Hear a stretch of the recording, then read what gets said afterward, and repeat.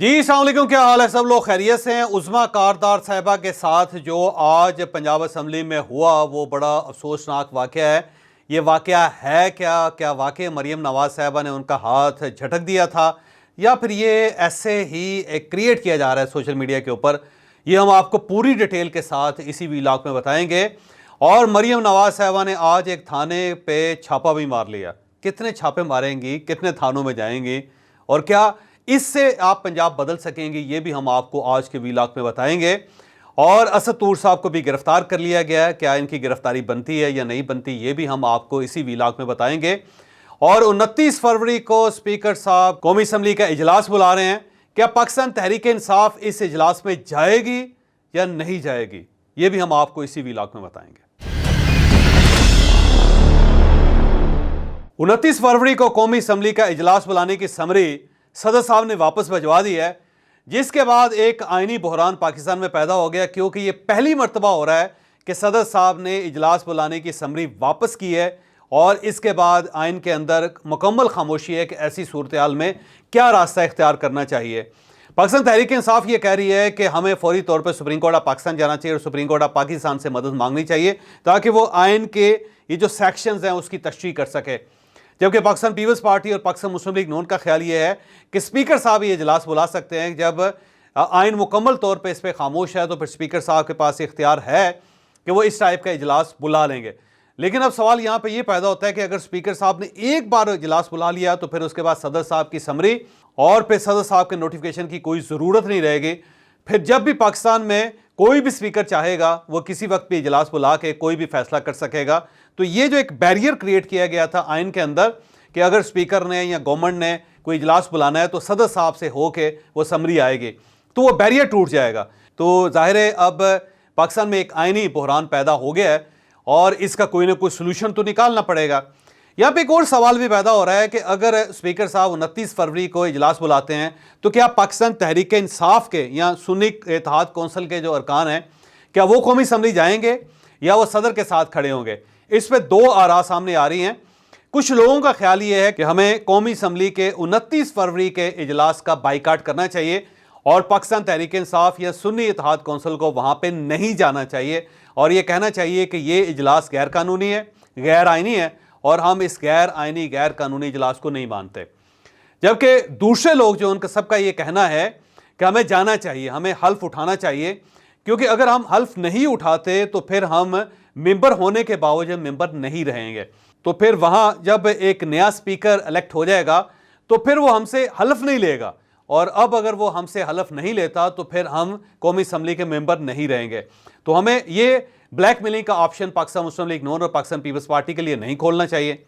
हमें जाना चाहिए, जाके हल्फ उठाना चाहिए, और जब हम मेंबर डिक्लेयर हो जाएं तो उसके बाद फिर हमें कौमी असम्बली से बाहर निकल के बैठ जाना चाहिए और वहाँ पर यह डिक्लेयर करना चाहिए कि हम बतौर एहतजाज गए थे अंदर और हमने वहाँ पे हल्फ उठाया, अब हम इस नेशनल असम्बली के इस इजलास को नहीं मानते।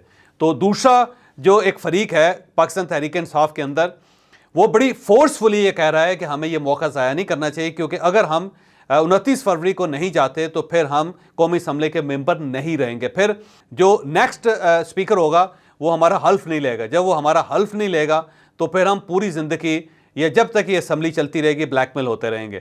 तो हमें चाहिए कि हम इस अपॉर्चुनिटी को ज़ाया ना करें। तो दोनों एक राय पार्टी के अंदर पाई जाती है, लेकिन जो सबसे ज़्यादा इस वक्त प्रवेल कर रही है राय वो ये है कि 29 फरवरी को हमें कौमी असम्बली नहीं जाना चाहिए, क्योंकि हम ये क्लेम कर चुके हैं कि ये इजलास गैर कानूनी गैर आइनी होगा, और सदर साहब जब तक समरी साइन नहीं करेंगे, जब तक सदर साहब नोटिफिकेशन जारी नहीं करेंगे, उस वक्त तक ये इजलास नहीं हो सकेगा। तो राय पाई जाती है, स्प्लिट राय है, लेकिन सबसे ज़्यादा जो अरकान है वो ये चाहते हैं कि 29 फरवरी को कम अज़ कम हम कौमी असम्बली ना जाएं, और अगर ये कुमती इत्तेहाद इस तरह अगर कौमी असम्बली चलाना चाहता है तो चला ले, लेकिन हम बाहर बैठ कर ठीक ठाक प्रोटेस्ट करेंगे। तो फैसला क्या होता है, फैसला मेरा ख्याल है कल तक हो जाएगा। पार्टी कल शाम तक अनाउंस कर देगी कि हमें कौमी असम्बली जाना चाहिए या नहीं जाना चाहिए, लेकिन सरेदस्त ये आरा जो है वो स्प्लिट है। मरीम नवाज़ साहिबा कल चीफ मिनिस्टर बनी और चीफ मिनिस्टर बनने के बाद सबसे पहले उन्होंने शालीमार पुलिस स्टेशन का सरप्राइज विजिट की, और उसकी फुटेज अब टेलीविज़न चैनल्स पे भी चल रही है और सोशल मीडिया पे भी चल रही है। अब ये एक अजीब सी रवायत पाकिस्तान के अंदर बन गई, बल्कि पंजाब के अंदर बन गई कि जो भी चीफ मिनिस्टर होता है वो किसी न किसी थाने पे छापा मार के ये समझता है कि मैं एक तगड़ा चीफ मिनिस्टर हूँ और मैं पुलिस को नथ डाल दूंगा, मैं पुलिस को अब जुल्म नहीं करने दूंगा। तो मरियम नवाज साहबा ने भी उसी रवायत को निभाया। इससे पहले मियाँ शहबाज शरीफ साहब सरप्राइज विजिट्स किया करते थे, वो भी छापा मारा करते थे। फिर मोहसिन नकवी साहब भी छापे मारते रहे, उससे पहले मियाँ नवाज शरीफ साहब भी छापे मारते रहे। उस्मान बुज़दार साहब भी बड़े पॉपुलर थे, बल्कि उनके बारे में यह था कि पंजाब की हिस्ट्री में, बल्कि पाकिस्तान की हिस्ट्री में सबसे ज़्यादा चीफ मिनिस्टर का हेलीकॉप्टर इस्तेमाल करने वाला शख्स जो था वो उस्मान बुज़दार था। उस्मान बुज़दार साहब ने अपनी हेलीकॉप्टर को सांस नहीं लेने दिया, वो रोज़ ही कहीं ना कहीं निकल जाते थे और जब उनकी माइलेज निकाली गई तो पता चला कि उन्होंने रिकॉर्ड बीट कर दिया और नया रिकॉर्ड बना लिया। लेकिन इसके बावजूद, इतनी विजिट्स के बावजूद, इतने छापे मारने के बावजूद जो पंजाब की सूरत हाल है वो आपके सामने है। तो मरियम नवाज साहबा अगर सिर्फ पुलिस स्टेशंस पे छापे मारने शुरू कर दे तो पंजाब के अंदर 735 पुलिस स्टेशन है। तो मरियम नवाज साहबा को अगर रोज़ाना वो एक पुलिस स्टेशन इस तरह विजिट करें तो 735 दिन उनको चाहिए होंगे सिर्फ जो पुलिस स्टेशन है उनके ऊपर छापे मारने के लिए। अब सवाल ये है कि आप एक पुलिस स्टेशन पे गए, आपने वहाँ छापा मारा और उसके बाद इंस्ट्रक्शंस दी कि आपने मामलात को इस तरह करना है, आपने गेट इस तरह रखना है, आपने थाने को साफ़ रखना है, आपने वाशरूम्स का ख्याल रखना है, आपने जो कैदी हैं उनको ये सहूलतें देनी है, आपने ख़वातीन के जो केसेस हैं उनको प्रायोरिटी देनी है और आपने खाने का और यहाँ कैदियों के सोने का बंदोबस्त करना है। आप ये कह के चले गए। अब जब आप वापस उस थाने में आएंगे तो 735 दिन गुजर चुके होंगे, तो फिर आप ये चेक कर सकेंगे कि आपके जो अहकामात थे उनकी पैरवी हुई है या नहीं हुई। तो आप सिर्फ अगर थानों के ऊपर यलगार करें या थानों के ऊपर सरप्राइज विजिट्स करें या थानों के ऊपर आप छापे मारें तो 735 दिन चाहिए होंगे आपको, जबकि ये सिर्फ एक डिपार्टमेंट है, जबकि इस टाइप के 141 डिपार्टमेंट्स पंजाब के अंदर हैं। जो अगर मोटे मोटे बड़े बड़े आप डिपार्टमेंट्स देखें तो मरियम नवाज साहबा कितने छापे मार लेंगे, वो कितने पुलिस स्टेशन चली जाएंगी, वो कितने दफ्तरों का सरप्राइज विजिट कर लेंगे, वो कितने लोगों का इस तरह एहतसाब कर लेंगे। ये इस तरह तो इनकी ज़िंदगी ख़त्म हो जाएगी, लेकिन पंजाब के विजिट्स मुकम्मल नहीं होंगे। और यहाँ पे मैं 2 मिसालें और पेश करता हूँ। नरेंद्र मोदी इस वक्त इंडिया के तीसरी बार प्राइम मिनिस्टर बनने वाले हैं। आप ज़रा उनका रिकॉर्ड निकाल के देख लें कि उन्होंने कितने छापे मारे होंगे। केजरीवाल जो ज़ाहिर दिल्ली तक महदूद है उनकी गवर्नमेंट, लेकिन आप उनके देख लें कि कितने एक सरप्राइज विजिट्स उन्होंने कर लिए होंगे। या दुनिया में और कौन सी ऐसी जगह है जहां पे वज़रा आला या वज़ीर आज़म जो है वो सरप्राइज विजिट्स करते हैं, छापे मारते रहते हैं। आपने पॉलिसी बनानी है, आप छापा मार प्राइम मिनिस्टर या छापा मार वज़ीर आला नहीं है।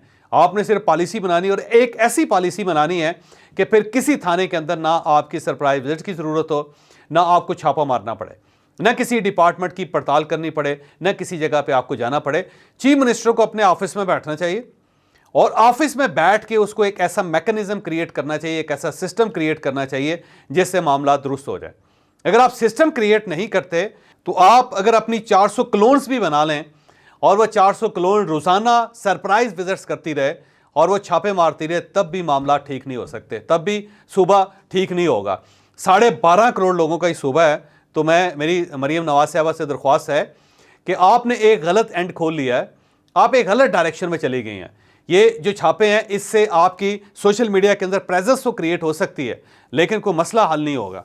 तो बेहतर ये है कि आप अपने ऑफिस में बैठें और बैठ के एक ऐसा सिस्टम और एक ऐसा मैकेनिज्म बनाएं कि आपको किसी जगह छापा मारना ना पड़े। दुनिया में कितने चीफ मिनिस्टर्स हैं छापे मारते हैं, कितने प्राइम मिनिस्टर्स हैं जो अपने दफ्तरों से बाहर निकल के सरप्राइज विजिट्स करते हैं? नहीं करते।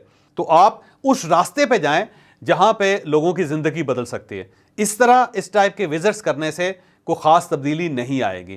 तो मेरा ज़ाती ख्याल ये है कि मरियम नवाज साहबा ने गलत रास्ता चुन लिया है और इस रास्ते में थकने के अलावा कोई ख़ास परफॉर्मेंस सामने नहीं आएगी। इसके साथ साथ असद तूर साहब के बारे में खबर आई कि उन्हें कल गिरफ्तार कर लिया गया। वो दूसरी मरतबा FIA के दफ्तर गए थे, उन्हें बुलाया गया था। वहाँ वो अपने वकला के साथ गए थे और अंदर उनकी इन्वेस्टिगेशन हो रही थी, वकला बाहर बैठे हुए थे। जब बहुत देर हो गई तो फिर वकला ने उनके बारे में पूछना शुरू किया। तो फिर FIA के एक एहलकार ने आके वकला को बताया कि उन्हें गिरफ्तार कर लिया गया। तो जिस वक्त ये वीलॉग रिकॉर्ड हो रहा है उस वक्त तक हमारे पास कोई इन्फॉर्मेशन नहीं है कि उनके ऊपर चार्ज कौन से फ्रेम किए गए हैं और उन्हें क्यों गिरफ्तार किया गया। तो असद तूर साहब जो हैं वो ज़ाहिर है बड़े यूट्यूबर हैं और उनकी बड़ी प्रेजेंस है सोशल मीडिया के अंदर। गो उनके जो ख्यालात हैं ज़रूरी नहीं है कि आप उनसे इत्तफाक करें, लेकिन वो वाकई एक मीडिया पर्सन हैं, एक जर्नलिस्ट भी हैं और वो बड़े दबंग तरीके से अपने ख्यालात का इजहार करते हैं। तो अगर तो उन्होंने कोई जुर्म नहीं किया तो मेरा नहीं ख्याल कि उन्हें इस तरह गिरफ्तार किया जाना चाहिए था। और अगर उन्होंने कोई जुर्म किया है तो बाकायदा वारंट जारी करके उनको बता के उन्हें गिरफ्तार करना चाहिए था। इस तरह नहीं कि आप किसी शख्स को इन्वेस्टिगेशन के लिए बुलाएं और फिर उसे वहीं पे धर लें। ये मेरा नहीं ख्याल कि वतीरा पाकिस्तान के अंदर ठीक हो सकता है और इससे स्टेट को बाहर निकलना चाहिए। और अगर स्टेट इससे बाहर नहीं निकलती तो फिर ये एक बहुत अच्छी सर्विस नहीं होगी। तो मेरी FIA से रिक्वेस्ट है कि अगर तो उन्होंने कोई जुर्म किया है तो फिर डिक्लेयर करें कि ये जुर्म है, ताकि वो अपनी ज़मानत करवा सकें और वो अदालत के अंदर जाके वहाँ पे अपना केस लड़ सकें। और अगर कोई ऐसा जुर्म नहीं है तो आपने गिरफ्तार करने के बाद अब मेरा ख्याल है फिर आप उसका कोई जुर्म तलाश कर रहे होंगे जो ज़्यादती है उसके साथ। तो ये बहरहाल इससे स्टेट को अपने आप को बाहर निकालना पड़ेगा। उज़मा कारदार साहिबा जिनका ताल्लुक पाकिस्तान तहरीक इंसाफ के साथ था, अब वो पाकिस्तान मुस्लिम लीग नून ज्वाइन कर चुकी हैं। वो कल से सोशल मीडिया के ऊपर बहुत ज़्यादा वायरल हैं। उनका एक क्लिप है जो पंजाब असम्बली के कैफेटेरिया का क्लिप है। वहाँ पे बकौल उज़मा कारदार साहिबा के मैं नाश्ता कर रही थी और हलवा पूड़ी खा रही थी और मेरे हाथ जो हैं वो ग्रीसी थे। तो इस दौरान मरीम नवाज़ साहिबा वहाँ पे आ गई तो मैं उठ के उनसे मिलने लगी और वो भी ज़ाहिर है मुझसे मिलने लगी थी। और इस दौरान मुझे अंदाज़ा हुआ कि जो मेरे हाथ हैं ग्रीसी हैं और उससे उनके कपड़े ख़राब हो जाएंगे, तो फिर मैंने अपना हाथ उनसे हटा लिया। ये उज़मा कारदार साहिबा का व्यू है और ये बाकायदा उन्होंने वीडियो रिकॉर्ड करके उसे पोस्ट किया है, जो ज़ाहिर है इस वक्त बहुत लोग देख चुके हैं। जबकि उससे पहले पाकिस्तान तहरीक इंसाफ के जो वर्कर्स थे उन्होंने सोशल मीडिया के ऊपर एक कैंपेन चलाई बाकायदा, और उस पर उन्होंने ये कहा कि जब एक बंदा पार्टी छोड़ के जाए, क्योंकि जो उन्होंने खातून के बारे में अल्फाज बोले मैं वो नहीं बोल सकता, लेकिन हम उसको थोड़ा सा मोहतात तरीके से ये बयान कर सकते हैं कि जब कोई पार्टी को छोड़ के जाएगा दूसरी पार्टी में जाकर उसकी ये इज़्ज़त होगी। और वहाँ पे ये पोर्ट्रे किया जा रहा है कि मरीम नवाज़ साहिबा ने उनका हाथ झटक दिया। अब अगर उज़मा कारदार साहिबा का व्यू देखा जाए और उसके बाद इस फुटेज को देखा जाए तो मेरा ख्याल ये है कि उज़मा कारदार साहिबा को बहुत ज़्यादा ठीक नहीं बोल रहे, क्योंकि इस वीडियो के अंदर साफ नज़र आ रहा है कि वो बेख्तियार उठ के उन्होंने मरीम नवाज़ साहिबा के साथ फ्री होने की कोशिश की और वो दौड़ के उनसे गले मिलने की कोशिश की और मरीम नवाज़ साहिबा ने एक खास हद तक तो उन्हें बर्दाश्त कर लिया, लेकिन जब दोनों बाजू लेके उन्होंने उनको जकड़ने की कोशिश की तो उन्होंने फिर उनका हाथ हटा के वो आगे बढ़ गई। और मेरा ख्याल है उज़मा कारदार साहिबा को ये जो नए प्रोटोकॉल हैं उनको अंडरस्टैंड करना चाहिए। पाकिस्तान मुस्लिम लीग नून के अंदर हर शख्स इस तरह गले नहीं मिलता। मियां नवाज शरीफ साहब से भी अगर आप गले मिलना चाहेंगे तो वो एक ख़ास हद से के बाद आपका हाथ यहाँ पे रोक देंगे। हमजा शहबाज साहब तो बिल्कुल गले नहीं मिलते किसी से, और मियां शहबाज शरीफ साहब वो कभी कभी ये कर लेते हैं और उनकी भी चॉइस होती है कि किसके साथ उन्होंने गले मिलना है और किसके साथ उन्होंने गले नहीं मिलना। मरीम नवाज़ साहिबा भी अपनी मर्ज़ी की मालिक हैं और उनका जो व्यू है वो भी ज़रा डिफरेंट है। वो हर खातून के साथ गले नहीं मिलती और वो छोटी बच्चियाँ जो हैं उनको गले लगाने में वो बहुत ज़्यादा इंटरेस्टेड होती हैं और उनके साथ बड़ी काइंड होती हैं। फिर जो बुज़ुर्ग ख़वातीन हैं, कुछ जो पार्टी की पुरानी वर्कर्स हैं, उनके साथ वो गले मिल लेती हैं। लेकिन ये जो नई ख़वातीन हैं या अजनबी ख़वातीन हैं, या दूसरी पार्टियाँ छोड़ के आई हुई हैं, या फिर उनकी अपनी पार्टी की ख़वातीन हैं जिनके साथ वो फ्री नहीं है, तो ये मौका वो उनको नहीं देती। तो उज़मा कारदार साहिबा को 3 चीज़ों का ख्याल रखना चाहिए। एक तो ये है कि अगर आप असम्बली पहुँच ही गई हैं तो आपको वहाँ इतनी बदतमीज़ी के साथ हलवा पूड़ी खाने की क्या ज़रूरत थी, और वो भी आप हलवा पूड़ी खा रही हैं और फिर आपके हाथ जो हैं वो बाकायदा ग्रीसी हुए हैं। आपने खुद कहा कि मेरे हाथ जो है ग्रीसी हुए थे, और जब आपके हाथ ग्रीसी होंगे और आप किसी से मिलना चाहेंगे तो वो खातून भी चीफ मिनिस्टर बन रही हो तो फिर आपके साथ यही होगा। फिर यही आप सुनेगी कि चल तू परा हट, और ये जो चल तू परा हट है पंजाबी के अंदर, तो फिर ऐसी सूरत हाल में यही होता है।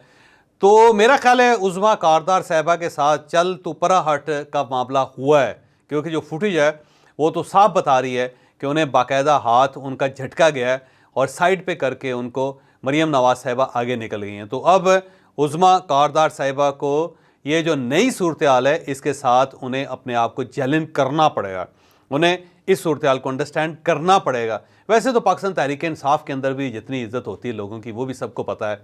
इमरान खान साहब भी किसी के साथ हाथ नहीं मिलाया करते थे, ना ही वो किसी के साथ इतना फ्री होते थे। तो ये उज़मा कारदार साहिबा को वहाँ से ज़ाहिर ट्रेनिंग तो हुई होगी कि लीडर्स के साथ एक ख़ास फासले पर रहते हैं, और फिर तो आप आई भी दूसरी पार्टी से हैं, तो यहाँ तो ज़ाहिर है आपको वो मकाम नहीं मिल सकता जो दूसरी ख़वातीन को यहाँ पे हासिल है। तो मेरा ख़्याल ये है कि उज़्मा साहिबा को आइंदा विजिलेंट होना चाहिए। अंदाज़ा तो उनको हो ही गया होगा।